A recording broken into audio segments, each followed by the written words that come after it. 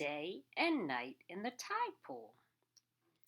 This is an informational book, so that means it's going to give us facts or information on tide pools or a tide pool. So you might be thinking, what is a tide pool? So the back gives us a little bit more information. So, what is a tide pool and how is it important? This book explains tides and how they create tide pools. It also introduces the plants and animals that rely on tide pools for their survival. So that's a little teaser. Then if we open up, here's a picture, day and night in the tide pool. So are you starting to think, these are sea stars? Or sometimes people call them starfish, but their actual names are sea stars. So that gives you a clue. We can also notice down here on this title page that it says by Dana E. Townsend.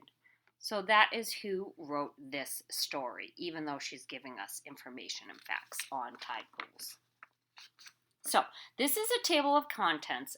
As you can see, there is a lot of information.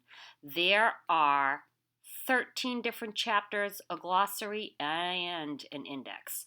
And then there's questions that you could follow up with. However, I have kind of marked, we're not going to read all of that because that would be just way too long. We're going to cover the really important facts so you'll learn about tide pools. So, introduction. This is going to give us an introduction. You can see here as in the heading, introduction of what a tide pool is. So, on the rocky seashore, whoosh, waves crash and splash on the rocky shore. Salty sea sprays fill the air. The seagulls are hungry. They glide and swoop in the sky above. A red rock crab scurries into a tide pool looking for a place to hide. It is low tide. This is the time to explore. Among the rocks there are clear pools of seawater. There you will find the ocean creatures that make tide pools their homes. I'll hold it up close so there's the red crab. It's hard there. Chapter 2, In the Zone. If you walk on the rocky shore at low tide, you will be walking in the intertidal zone. This part of the shore gets covered and uncovered by the tides each day. The intertidal zone is just a small strip of land along the coast. So how do so many plants and animals live there? They specialize. Each one finds its own special place on the shore. Their survival during low tides depends on tide pools. So as you can see, low tide zone, that would be all throughout here. Middle tide zone, all throughout here. High tide zone, all throughout there. And then the spray zone. We'll read those blurbs in a moment. I'm going to continue right here. The intertidal zone is divided into 4 smaller zones that we just read. Each zone has its own plants and animals. For example, an anemone can't stand hours of hot sun, so it can't live in the high tide zone where it's dry much of the time.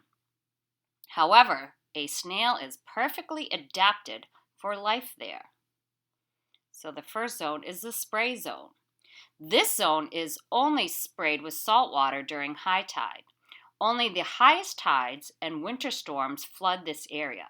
No tide pools form here, so few marine species can survive in this zone.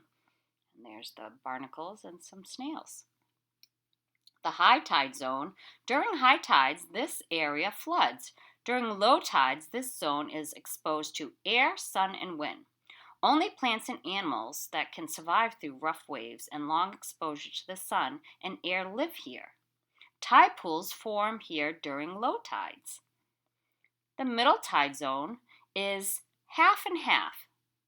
It's underwater during high tide and exposed to air during low tide.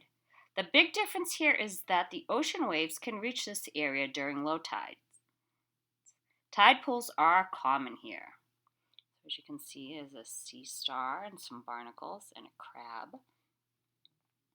Low tide zone it's easier in this zone. It's usually covered by water. Only during unusual low tides would creatures in this area be exposed to the air and the sun. This zone has the greatest variety of plants and animals. You can even see this little fish. Chapter 3. What is a tide pool? Along the rocky coast, where the land meets the sea, waters rise and fall each day. As the tide goes out, water gets trapped in holes between the rocks. Each pocket of seawater is called a tide pool, and each one is like a little aquarium full of ocean life. Some tide pools are small and shallow, while others are wide and deep. You can find them high up on the shore or close to the ocean. No matter where tide pools are, the animals that live in them depend on the tides. Tides bring them fresh seawater, food, and oxygen each day. Some tide pool animals, like barnacles, can't move around. If their tide pool starts to dry up or if they run out of food, there's only one thing they can do: wait for the next high tide to wash in the tiny plants and animals they eat. I'm going to bring you close up so you can see these great pictures and the labels that give us more information. A tide pool is like a tiny aquarium. You can see ocean animals and plants up close. Brightly colored sea stars crawl through the tide pool looking for snails, one of their favorite foods. Barnacles spend their whole lives in one place. So like I said, we're going to skip on. This is chapter 7. Seaweed. Super seaweed. Seaweed belongs to the plant kingdom, but it's not like any plant you'll find in your backyard. Seaweed is a type of algae that has no roots, no stems, no leaves, no flowers. Root-like holdfasters keep seaweed anchored to the rocks. Strong stem-like stripes bend with the waves, and leaf-like blades collect sunshine. Seaweed is perfectly adapted for life on the rocky shore. And this is a kelp, and that's the stipe, holdfast. Like most seaweed, giant kelp is covered with slime, which keeps it from drying out. Kelp can grow more than 12 inches in a single day. Wow, that's a whole ruler. A spongy clump of dead man's fingers is all one giant cell. Whoa.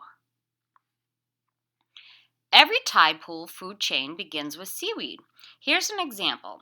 A snail eats some seaweed, then a sea star eats the snail. Finally, a seagull eats the sea star. Without seaweed, there would be no life in the tide pool. So where does seaweed get its food? Like all green plants, it makes its own. It does this by using water, air, and sunshine to make sugar. This process is called photosynthesis. Seaweed also provides shelter for tide pool animals. It protects them from sun, the wind, and the waves. A clump of seaweed is a great hiding place. And this label says the sea palm is as tough as rubber. It bounces back when it's hit by a wave. People harvest Irish moss for its carrageenan. Carrageenan is used as a thickener in many things. You may find it in your soup, salad dressing, or even in your toothpaste. Wow, I didn't know that. Rockweed floats using bubbles called air bladders. They help the rockweed reach the sunshine. Chapter 9, Hide and Seek. What? They play hide and seek in a tide pool? I like that game. The sun goes down and darkness falls over the tide pool. There, in the shadows, an octopus lurks.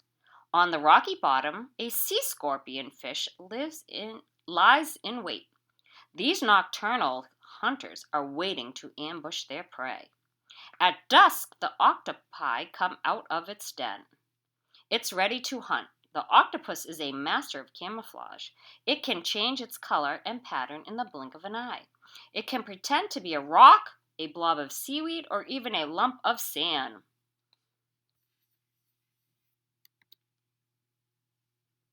A two-spot octopus has excellent eyesight for hunting. A crab scurries along and stops right next to the octopus. The crab doesn't know that it's in danger. Then the octopus reaches out with its long arm, grabs the crab. It pulls the struggling crab close to its body. The octopus holds the crab and bites it with its parrot-like beak. Oh! Bite by bite, the octopus eats the crab. Then it leaves the crab's shattered shell behind. The sea scorpion also uses camouflage to hide from its prey. It sits perfectly still on the bottom of its tide pool until a fish swims by. Then it lurches forward, opens its huge mouth, and gulps the fish down. A sea scorpion gulps down an unlucky fish. Chapter 10. Greedy Grazers. It's midnight and Owl Limpet is busy. Its cone-shaped snail is eating the algae in her own private garden. The garden is a patch of tiny algae plants growing on a rock. It's about as big as a dinner plate. If an intruder comes near, the limpet is ready to defend her garden. She uses the front of her oval shell like a bulldozer. She pushes other snails, anemones, and mussels out of her territory. This way, the limpet will always have plenty to eat. Like cows munching on grass, plant eaters graze on algae that grows in the tide pools. These herbivores are an important link in the tide pool food chain. They get their energy from eating plants, then in turn are food for larger predators. And this is the owl limpet. And then on this page, this lined chiton is a mollusk. It spends its nights feeding on seaweed. Chitons are food for seagulls, crabs, and fish. Moving along on the tube feet, green sea urchins scrape algae off the rocks. Even though they have sharp spines, sea stars and sea otters hunt them. Chapter 11. The Fight for Life. A tide pool can be a dangerous place. It's like a big fishbowl. At low tide, both predators and prey get trapped together in the rocky pools. To survive, an animal must have very good defenses. Otherwise, it will end up as someone else's dinner. This hermit crab has added a living anemone to its shell. The anemone's stinging tentacles give the crab an added defense against predators. Unlike crabs with a hard outer skeleton, hermit crabs have soft hook-shaped bodies. They protect themselves by living in an empty snail shell. As they grow, hermit crabs move to larger shells. The sea lemon is a sea slug that smells like rotting fruit. This odor and the slug's terrible taste make most predators stay away. Yeah, I don't think I'd want to eat that. It's ugly. The spines of a purple sea urchin are much like sharp quills of a porcupine.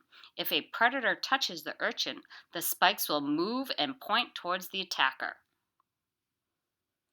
The bright orange spots on the sea clown sea slug warn predators to stay away. It's saying, "Don't eat me, I taste terrible, and I'll make you sick."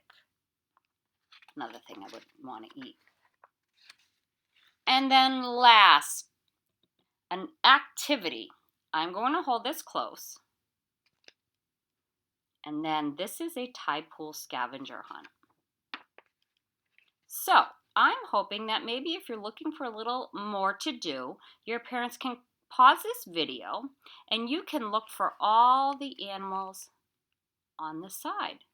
See if you can find a hermit crab or a dog winky. That's a snail. And all these fun things. And that is the end.